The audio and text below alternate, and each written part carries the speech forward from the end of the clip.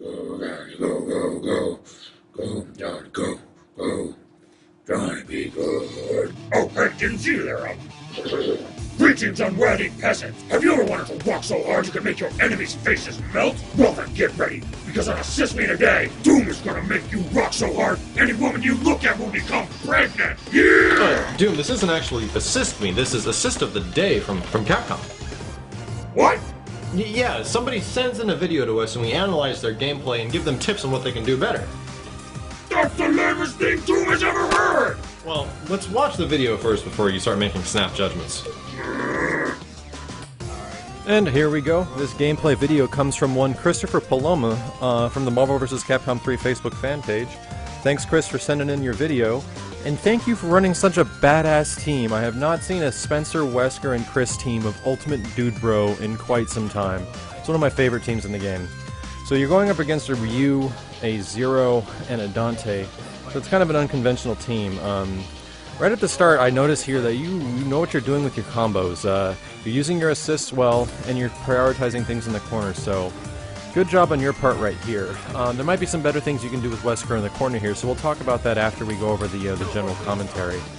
But going up against guys like Ryu and guys that like using Ryu to get rid of assists is what they will primarily do. Throwing out full screen super is one of the easiest things you can possibly do in the game, and surprisingly it's one of the most effective as well. So let's see how good your Spencer is, and it looks like you're on point. Good job delaying the S in the very end there to allow for Wesker to OTG afterwards, and I think you mentioned really early in this video that since this is online, that there's a little bit of lag, so I can definitely give you a couple of easy offs because of executional problems due to input delay and it being online. But that was an easy DHC trick with Wesker there that would probably have taken him out.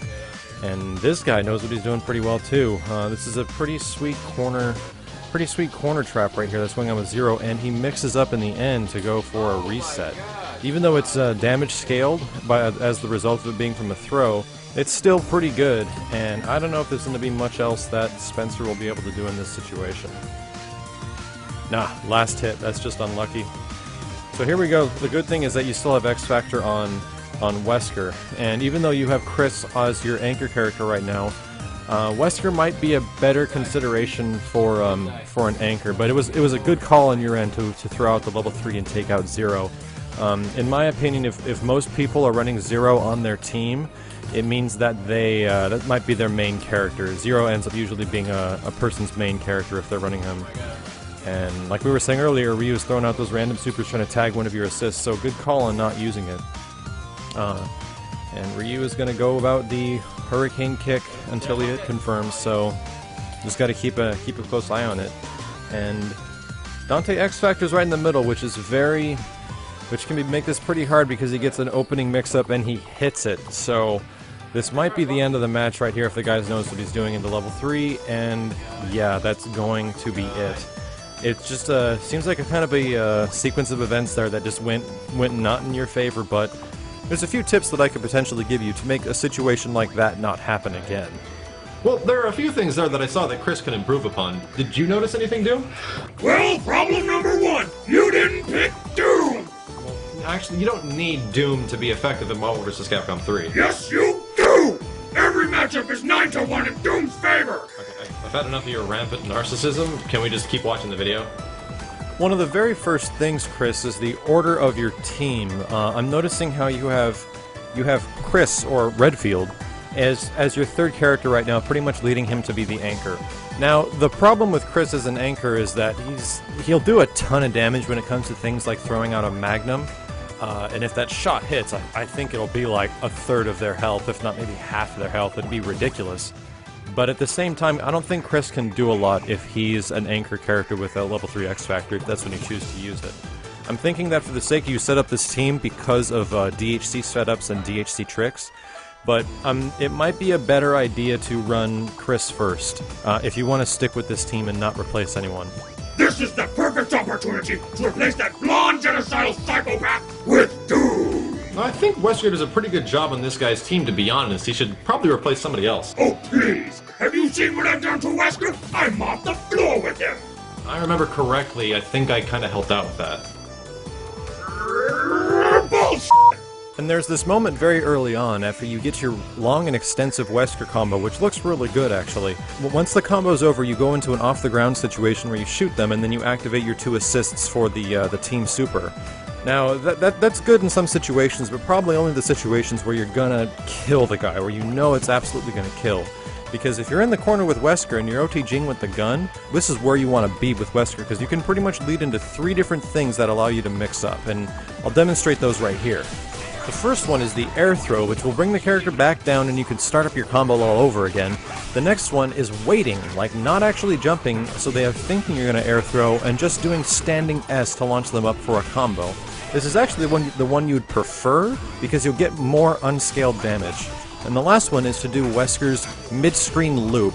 This pretty much goes light, fierce, and then delay your special attack right before you hit the ground, and you can do it one more time before you launch, and it does a ton of damage. The other thing I just noticed was that your assists on this team kind of are only used for the sake of extending combos.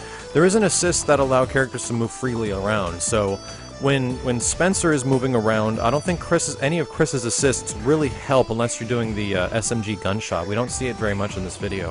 And Wesker's assist definitely doesn't help out. So, for the sake of building future teams, you might want to think about different assists later down the line to allow your characters to move more freely around the screen. Yeah, there's probably a couple different things that Chris can do to make things easier with his assists. Do you have any advice for his assists, Doom? Yes, Doom has a very specific loadout. Loadout? One-man army, danger close, and noob tubes to piss all the scrubs off. I think that's a totally different game. Yeah, that's actually a first-person shooter. This isn't a first-person shooter. Well, it should be. And here you have a Ryu versus Wesker situation now. As far as I've been playing Wesker for quite a while, and for some reason Ryu has always given me a huge problem. So I commemorate you and not calling out assists at this point, because when I see Ryu, I want to hurt him really bad. But I always end up getting caught by full-screen random super, and it's one of those things that's really effective against Wesker when he's not safe while teleporting. So, good call on your part. Yeah, it's best to be really careful with your assists, especially against Ryu. Do you have any strategies in this type of situation, Doom? Yes, Doom has a very good strategy. Build up your army as large as you can, and airbrush the northwest corner of the map. I think that's once again a completely different game, and we're just about done with getting advice from you. Thanks. But here is where it begins to go south. The opponent X-Factor's right in the middle of doing his super, and takes advantage of the block stun to teleport behind Wesker. Now this is kind of a hard situation to call because it can be so random whenever they're going to X-Factor, but looking out for Dante's teleport, you just have to keep it in your mind that the dude wants to teleport. Dante's want to teleport. It's one of the most effective things in the game. Now, it's not completely safe by any means. Wesker has one of the best methods of countering it, and that's just jumping up, back, and grabbing them out of the sky with an air grab. And like we were saying, it leads into even bigger issues, because this now presents Dante with a neutral situation where he's allowed to do anything on an incoming character with X-Factor. So you better believe this is going to lead to an acid rain mix-up, and generally, or I'd like to say 90% of the time, if you see a Dante doing acid rain and you're jumping in, you better block on the opposite side that they are immediately, because they want to teleport or they want to cross you under while the acid rain is falling down. That leads us to the very end of the match, where Dante's able to pull off a pretty easy combo into level 3, which is more than enough with level 2 X-Factor, and it leaves Chris with full health and no X-Factor usage at the end. So it's kind of a basis of situation where you didn't get the chance to use X-Factor and you kind of want to save it for your level 3, but in some situations I've noticed that a lot of players, including myself, like using X-Factor on an opponent's point character. Usually you can look at a team and recognize who their main character is, and in those situations I honestly prefer using X-Factor no matter what level, just to take that character out no matter what, because that presents you in a situation where you're allowed to mix them up on the incoming afterwards. So, and X-Factor usage is very varied as far as how people would like to use it, but the worst thing that can possibly happen is that you end the match without using it at all. But all in all, that was a pretty solid performance, Chris. You have a pretty good team and you know what you're doing with your characters. It's just a little bit of bad luck that happened in the very end. Yeah, when it comes to things like X-Factor, online play, and the sheer randomness that can be Marvel vs. Capcom 3, you kind of need to be on edge and looking out for everything. Every character in this game has deadly mix-ups that you have to be prepared. There's something wrong with this picture here! What's the problem? It's just the fridge without my yogurt!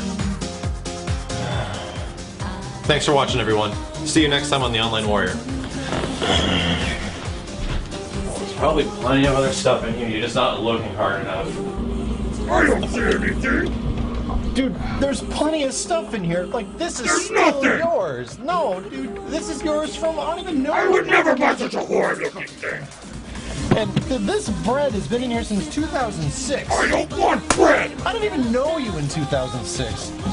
And look, we have gelatin. Gelatin is just as good as yogurt. Gelatin! You broke my TV. Get another one, you indulgent bastard! Oh,